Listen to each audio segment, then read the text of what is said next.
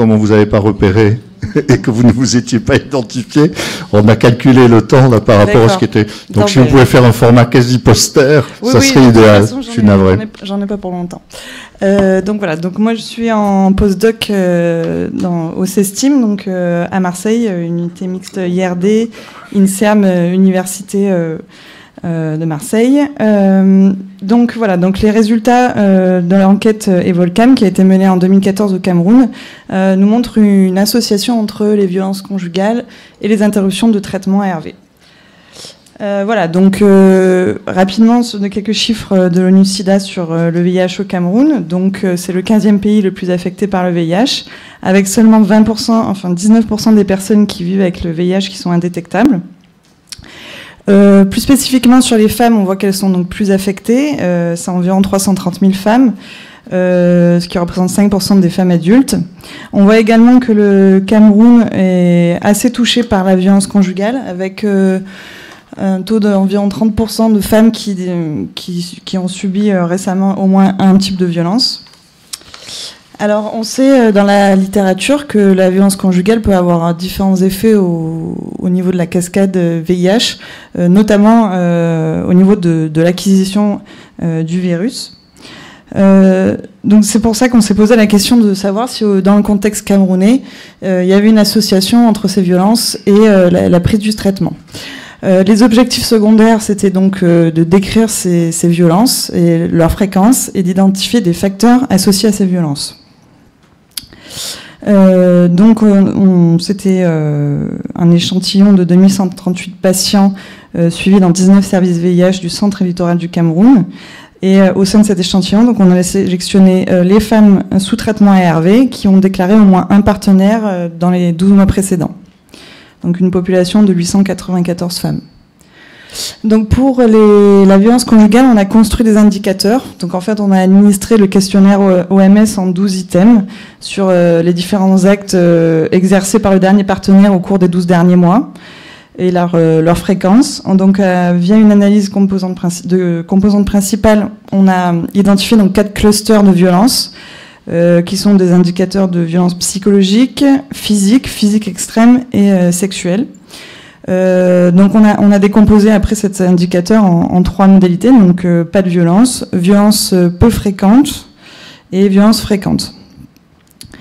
Donc on a réalisé 2 analyses par régression logistique, une première pour voir les facteurs associés aux interruptions longues de traitement, donc de plus d'1 mois, dans les 6 mois précédant l'enquête, et ensuite on a regardé donc les facteurs associés aux violences conjugales.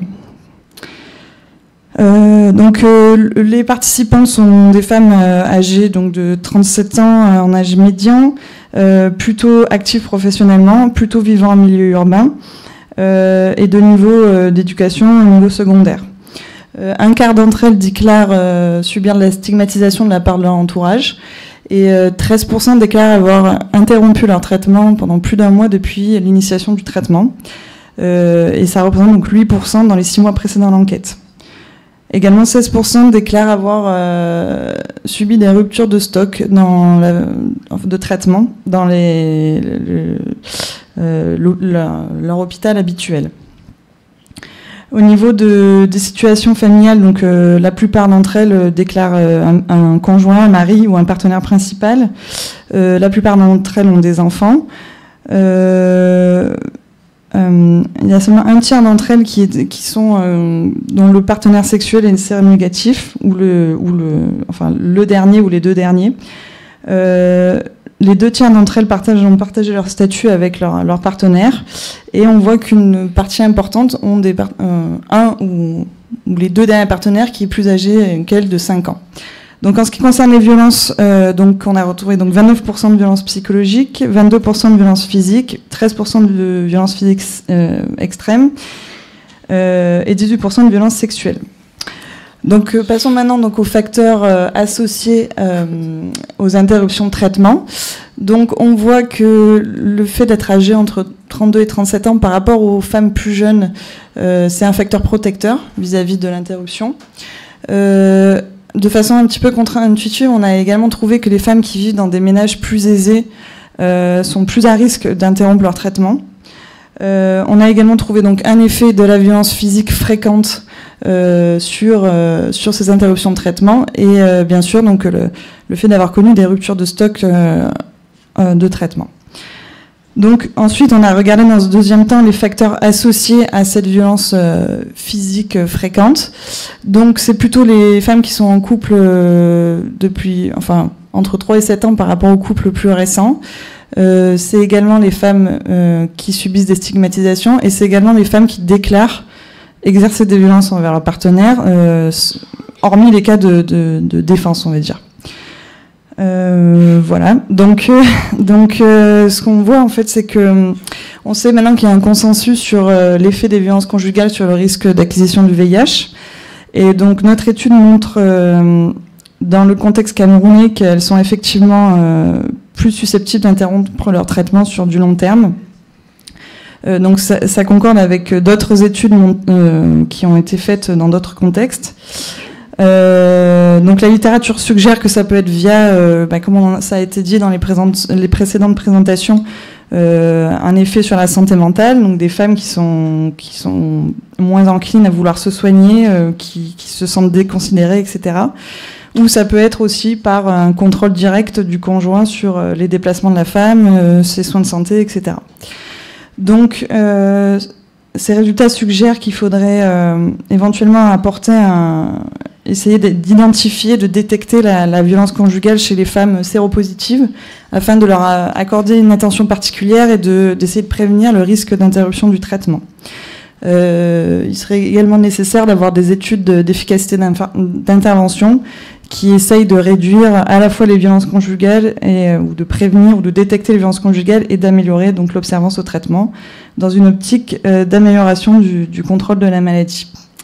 Voilà, donc on remercie les femmes et les centres VIH qui ont participé à l'étude, le ministère de la Santé publique du Cameroun, la NRS et le groupe d'études Evolcam. Merci.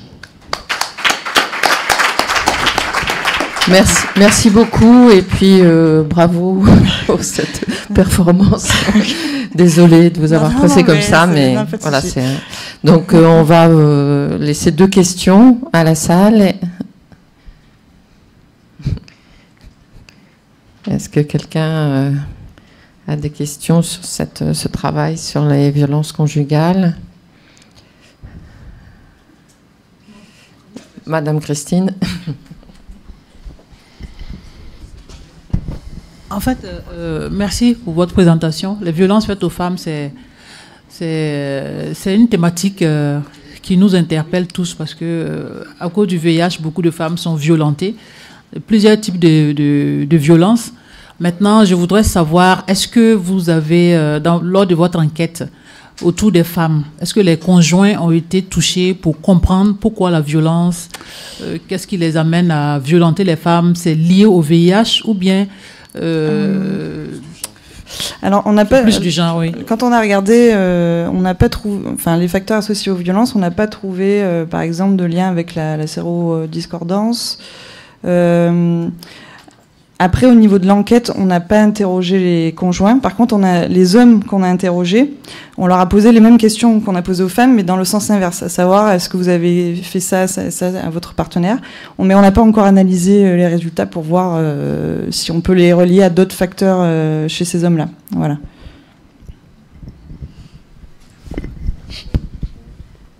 Merci. Monsieur. Je voulais savoir, est-ce que lors de votre enquête, les femmes qui ont été enquêtées, est-ce qu'elles ont... J'avais un questionnaire qui parlait de la connaissance de leurs droits en termes sur le plan juridique. Non, il n'y avait pas ça dans l'enquête. Eh bien, on va conclure. D'abord, merci à tout le monde d'être venu. Cette session a été un succès. C'est pour moi extrêmement important pour nous que cette question soit enfin prise en compte. Je trouve que ça a été varié, très intéressant, que nos amis africains aient été au premier rang et ça me fait particulièrement plaisir. Voilà, Jean-Michel. Juste une phrase, toute cette session valide, c'est le slogan, je crois, de l'Association américaine de psychiatrie, il n'y a pas de santé sans santé mentale. Et là, c'était l'illustration parfaite. Merci beaucoup, merci à tous.